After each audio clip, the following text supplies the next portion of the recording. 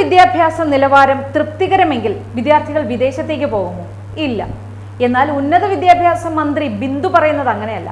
വിദ്യാർത്ഥികൾ വിദേശത്തേക്ക് കുടിയേറുന്നത് കുറ്റമല്ലെന്നും മഹാത്മാഗാന്ധി വരെ പുറത്താണ് പഠിച്ചതെന്നും ഉന്നത വിദ്യാഭ്യാസ വകുപ്പ് മന്ത്രി ബിന്ദുവിന്റെ ന്യായീകരണമാണ്.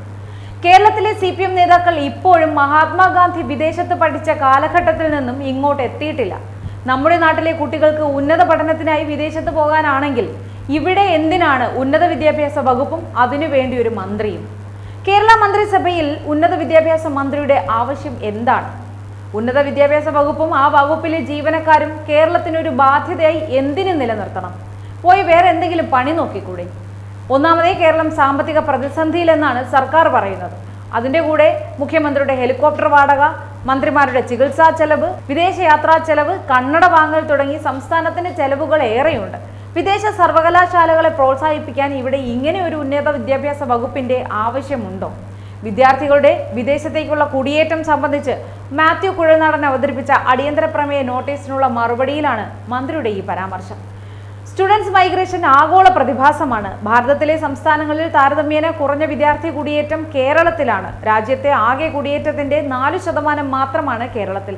വിദ്യാഭ്യാസത്തിനൊപ്പം തൊഴിലാണ് ആകർഷിക്കുന്ന ഘടകം. കേരളത്തിലെ സർവകലാശാലകൾക്ക് ഒരു തകർച്ചയുമില്ല.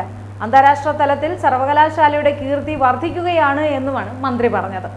നോർക്കയുടെ മൈഗ്രേഷൻ സർവേയിൽ കഴിഞ്ഞ 5 വർഷത്തിനുള്ളിൽ വിദേശത്തേക്ക് പഠനത്തിന് പോയ വിദ്യാർത്ഥികളുടെ എണ്ണം ഇരട്ടിയായതായി കണ്ടെത്തിയെന്നും ഇക്കാര്യം ചർച്ച ചെയ്യണമെന്നുമായിരുന്നു മാത്യു കുഴൽനാടന്റെ ആവശ്യം.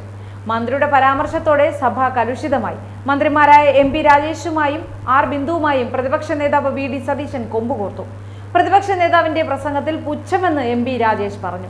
പ്രതിപക്ഷ നേതാവ് തനിക്ക് നേരെ വിരൽ ചൂണ്ടി സംസാരിച്ചെന്ന് R ബിന്ദു ആരോപിച്ചു. ഇനിയും വിരൽ ചൂണ്ടി സംസാരിക്കുമെന്ന് VD സതീശൻ തിരിച്ചടിച്ചു. രംഗം തണുപ്പിക്കാൻ ഇടയ്ക്കിടെ സ്പീക്കർ AN ഷംസീർ ഇടപെട്ടെങ്കിലും അത് ഫലവത്തായില്ല.